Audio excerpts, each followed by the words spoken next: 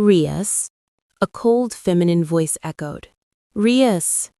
The tone grew by an order of magnitude, but the crimson-haired girl didn't react. This annoyed the girl in glasses, and she shouted almost into her ear.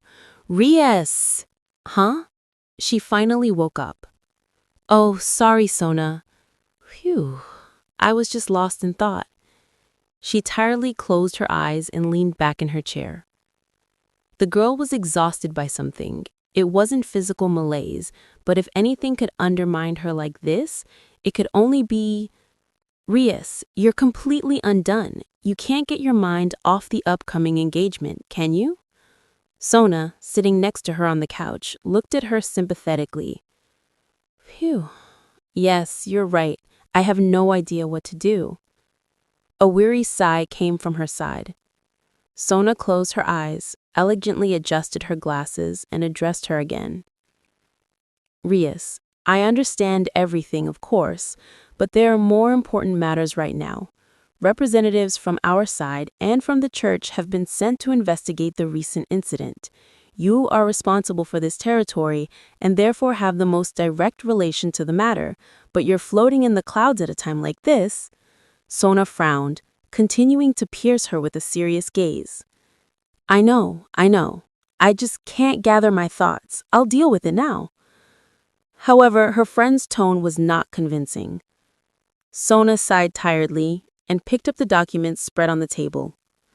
Forget it. With this attitude, you won't even be able to say a few words, let alone act as a mediator. She began looking through the papers.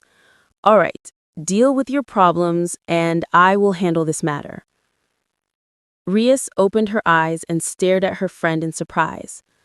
Sona, can I really rely on you? She beamed with a smile. Thank you. Only on you can I count. Sona didn't respond, immersed in the documentation with a serious expression, and didn't even twitch an eyebrow, but her cheeks were slightly tinged with the color of a ripe apple. This didn't escape Rias's grateful gaze. Never mind. Let's get down to business. She steered the conversation into a business direction. So, the representatives from our side will be... What? The girl raised a stunned gaze at her friend. Diodora Astaroth? Are you serious? Sona couldn't recover from the news for a while, as the image of this insolent person was completely incompatible with such a responsible role as a representative for conducting an investigation of this kind. Rias offered a strained smile and replied with an understanding look. Yes, right. I didn't expect it myself. But regarding this, apparently he was somehow involved in the incident, though I don't know the details myself. Sona's gaze became grim again, and her hand automatically reached for the arm of her glasses. Wonderful. Just wonderful. All right, as much as I hate it, I'll have to deal with him. Her gaze swept over the documents again, and she once more raised an equally astonished look at her friend. From the church. Is this true? Rias's face also took on a very serious expression, and she nodded. Yes, I'm surprised myself. To send him? Rias chewed on her lip thoughtfully. Is this matter really that serious? Do you know something? She looked intently at her friend, but Rias shook her head gloomily. The details are not known to me, but the church has taken this issue very seriously. I see. The name of the person acting as the church's representative was well known even to the two girls who were heirs to some of the most influential houses of the underworld. This could not help but worry them. Sighing tiredly once more, Sona finished looking through the documents. It didn't take long, as she had long been aware of all the details that Rias had told her long before the instruction came to act as an intermediary. Rias was originally supposed to take this role, but looking at her now, Sona understood that it was difficult to rely on her in such a serious matter, so she decided to handle everything herself.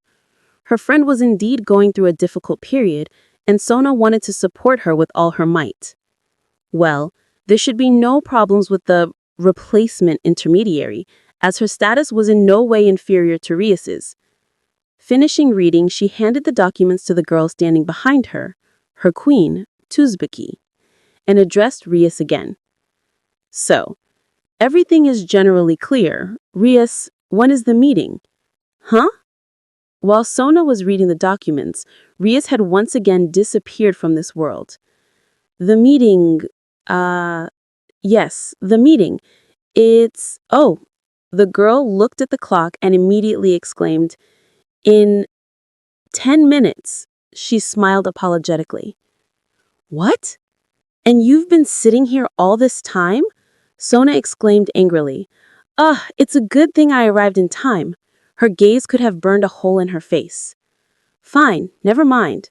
Tuspaki, let's go. There's almost no time left. A blue teleportation circle immediately appeared around them. Siegfried, I presume. Sona adjusted her glasses with her favorite elegant gesture, trying to look as presentable as possible. On the edge of a half-kilometer-wide ravine stood a young man, his head shrouded in snow-white robes adorned with golden trim. He gazed into the distance, as if trying to discern something known only to him. Hearing the voice behind him, tinged with coldness, he turned his head, wrapped in the same dazzling white hood. A penetrating, focused gaze fixed on Sona like a cold blade. Feeling the oppressive pressure from the young man, Sona involuntarily flinched, but it took her only a moment to compose herself and regain control. She quickly tried to conceal this fleeting sign of weakness and return the look. However, her reaction did not escape the young man, who responded with a slight chuckle. Heh, you presume correctly, Sona Citri, heiress of the House of Citri. He immediately showed awareness of the person before him and shifted his gaze behind the girl, a gaze radiating the sharp coldness of metal. The clearing next to Sona was enveloped in a glow of light emerald green. She looked at the magic circle that appeared nearby and immediately recognized the crest of the House of Astaroth. Frowning with displeasure, she awaited the arrival of another set of not-so-punctual guests. A second later, 5 figures appeared in a flash of green light, 3 girls and 2 men. The girls were young and barely over 20. Among the remaining 2, a tall, fit man of middle age stood out. His sharp and observant gaze seemed capable of piercing anyone, and his aura of demonic energy, like tempered steel, marked him as a knight. Sona had a vague familiarity with him, but she couldn't recall his name. And the second one. The moment her gaze fell upon the face of the second person, she involuntarily shuddered and stared in shock at the familiar face of the second figure. Sona couldn't believe it looking at the young man's face. Although they were quite familiar, she barely recognized him. Without a doubt, this was Diodora Astaroth. However, what shocked her was, under his intense gaze, which seemed ready to incinerate anyone, a gruesome scar crossed the right half of his face. Traces of a severe burn covered the right half, creating a sharp contrast with the healthy side. Sona was momentarily speechless, unable to believe that the young man before her was the Diodora Astaroth she knew. Dozens of questions swirled in her head, the main ones being, who did this, and how was he connected to all of this? And you must be Diodora Astaroth. The exorcist's face stretched into a mocking smirk as his gaze fell upon Diodora's scar. Sona immediately frowned seeing his reaction, and she liked it even less when she noticed a dangerous glint in Diodora's eyes. But Diodora, clenching his teeth, forced a smile and tried to reply politely. Precisely. I have the honor of welcoming the representatives of the church who have traveled a long way for the peaceful resolution of such a difficult situation. The young man's words were very polite, but the notes of contempt filled with an abyss of hatred were impossible to miss. Sona liked the current situation less and less. She had already drawn a few conclusions looking at Diodora's appearance and his reaction toward Siegfried. If he was somehow involved in this, then this mission would be even more difficult than she had anticipated. The last thing they needed was more conflict. She knew the young man's character well and was aware of his certain duplicity. Outwardly, he was always maximally polite and articulate, not sparing compliments when he needed something from the other side. This was especially true for people who were somehow connected to the ruling side of the underworld. However, at the same time, he was very arrogant and always looked down at everyone below him in social standing.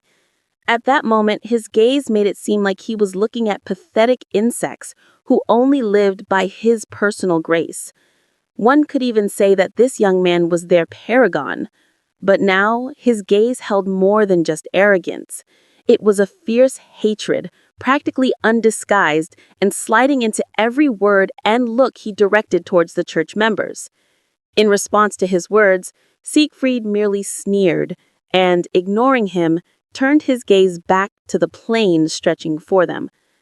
Although it would be more correct to describe this landscape as a huge crater. That is what the area adjacent to the formerly abandoned church on the outskirts of the city had turned into.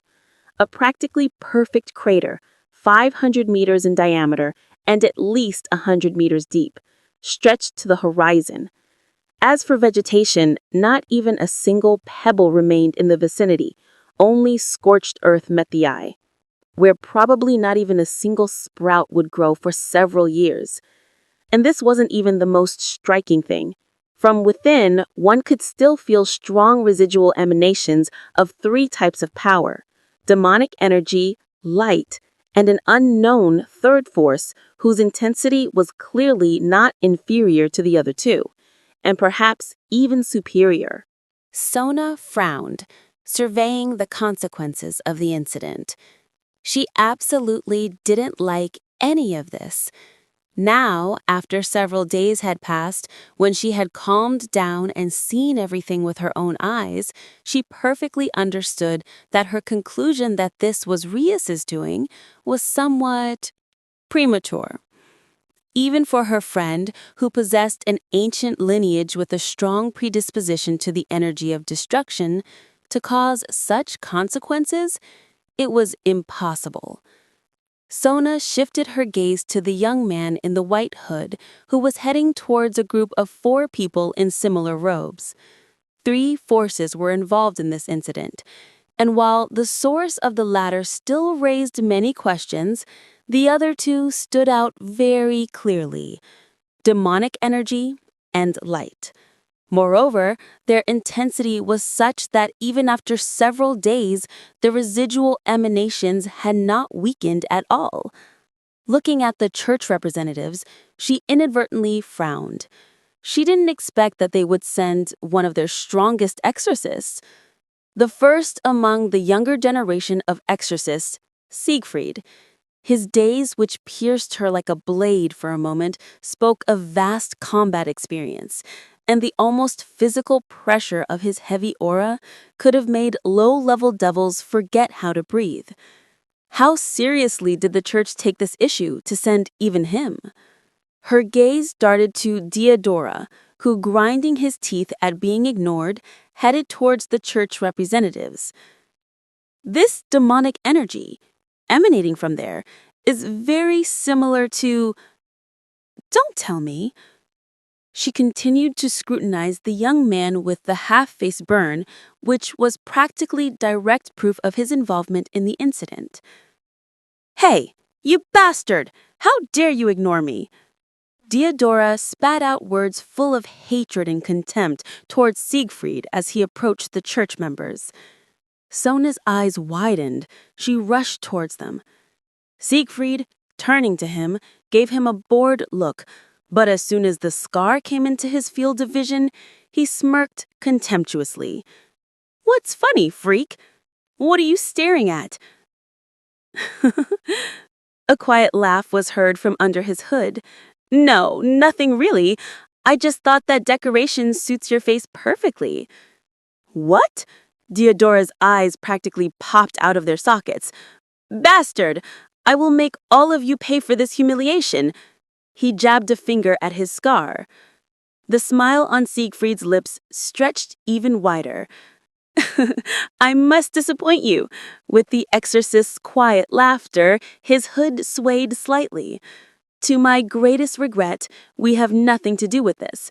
Otherwise, you wouldn't have gotten away with just this lovely decoration. You scoundrel, how dare you? His eyes filled with red and demonic energy was already gathering in his hand. Stop, stop, stop. Sona immediately intervened, standing between them. Diodora, how are you behaving? Haven't we had enough conflicts with the church? Were you sent here for this? Dissipating the energy in his hand, he sneered contemptuously. Go to hell, Sona. With a wave of his hand, he and his retinue headed towards the crater. Sona turned to Siegfried. Siegfried, could you please not provoke?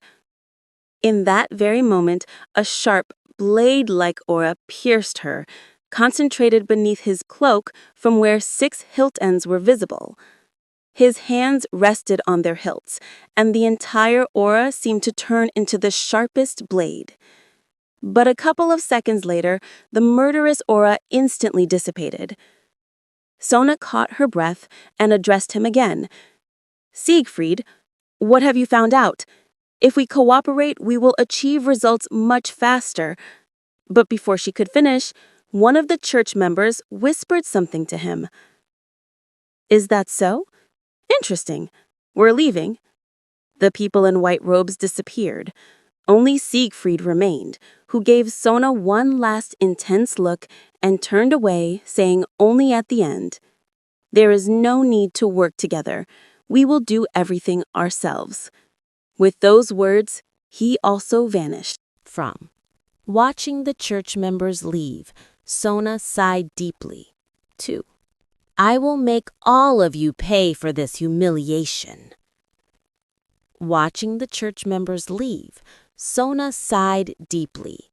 Shaking her head, she headed towards Diodora, and the voice of one of the girls accompanying him reached her. Diodora-sama, there is a response.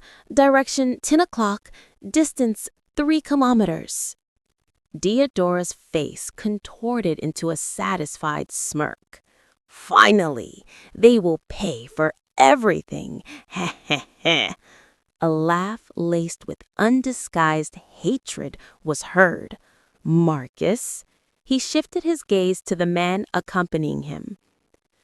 Yes, young master. I hope you've prepared everything properly. The preparations are complete, he nodded, maintaining his usual composure. Only do not forget, young master, that your father asked you not to enter into open conflict with the church. That depends on them. The smirk spread across his face again. Excellent. Let's move out. Marcus, you're with me. He waved his hand and headed in the same direction as the church members. What the hell is going on here? Sona immediately stood in front of him, blocking the way. Diodora, what do you think you're doing? What are you planning? He raised a bored gaze. Sona, could you not get in the way? Don't interfere in this matter. Don't interfere, you say? If you haven't forgotten, I'm acting as a mediator precisely to avoid such conflicts. Haven't we had enough problems with the church? He walked past her. That's not all. She caught up to him. Where did you get that scar? And the demonic energy emanating from is very similar to the energy of the Astaroth house. Answer me. Are you somehow involved in all of this? What happened there? He gave her a displeased look. Diodora, as the mediator, I simply must know what is happening. If you don't tell me anything and something happens because of it, I'll have to appeal to my sister. She shouted at him. The mention of his sister had the desired effect. The girls had already disappeared, and Diodora began to tell his version of events as they moved. According to him, he was suddenly attacked by a group of well-prepared people. They had heavy weaponry and several people with strong sacred gears. He focused on one person, a person of short stature with an incredibly strong holy aura. An aura so strong that not all angels and fallen angels possess such an aura. He spat out every word related to him and his eyes filled with the color of blood. In this incident, Diodora lost almost all of his pieces and also received this scar. This shocked Sona.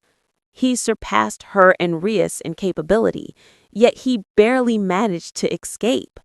As Sona understood, he was completely convinced that this was the work of the church. Who else could possess such power of light and holy aura? To the question, "What were you even doing there?" he only mumbled something incoherently, and this made Sona frown. He was clearly hiding something else. After his story, she recalled a recent incident that Rias was involved in. Notes of apprehension appeared within her.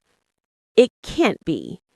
Those people they had forgotten about had surfaced again, and judging from Diodora's words, their combat potential surpasses her initial impression by at least an order of magnitude. It looks like this matter is much more serious. At that moment, they had already reached the place from which the response of holy energy came. However, something strange happened as soon as they got closer. The response suddenly vanished, without a trace. Ch! Marcus, what's going on? Marcus merely shook his head and suddenly disappeared. Sona looked around, examining the lively street in front of them. The response was coming from the roof of one of the houses, and her gaze was drawn there. For a moment, a figure in a white hood came into her field of vision, at which she frowned. "What?" Diodora immediately exclaimed, apparently noticing the same silhouette, and rushed after it. Sona followed him, and a couple of seconds later, they were on the roof of the house. "Marcus, did you find anything?" "No. Whoever it was, he has already fled. However, I assume it could have been our colleagues from the church, who also felt the signal." "That's all crap. Obviously it's them. They're just continuing to fool us." Tch! Diodora spat and immediately turned around. A moment later, the signal reappeared, and they rushed off in pursuit. This time, it was a kilometer away. However, as soon as they arrived to the location, everything repeated itself. Again, no one was nearby. This continued until late evening. The signal suddenly disappeared and reappeared in a completely different place, at a considerable distance from them. Sona liked this situation less and less. It all looked as if they were being led. Finally, a huge oval-shaped building appeared before them, resembling more of a pavilion. Concerts and major events were held at this location. The signal was coming directly from there and was not disappearing. The street was very lively. It seemed some event was currently taking place. Suddenly, in the crowd, she noticed several people in white hoods, but they immediately vanished. Obviously, these were their colleagues. "Young master, there is a high probability that this is a trap," Marcus said seriously, approaching Diodora. Sona fully agreed with him. The most sensible option would be to call for reinforcements and wait. But if they hesitated, they might miss their chance to shed light on this situation. "I don't care. We are perfectly prepared as it is. Let's go." Diodora waved his hand frantically and headed inside. Sona gave him a displeased look and also decided to follow inside. However, after a few steps, she abruptly stopped and her eyes suddenly widened to the size of satellite dishes. For at that moment, her gaze fell upon a huge poster hung right on the building, on which two girls were displayed, and one of them was her sister. What the hell is going on here?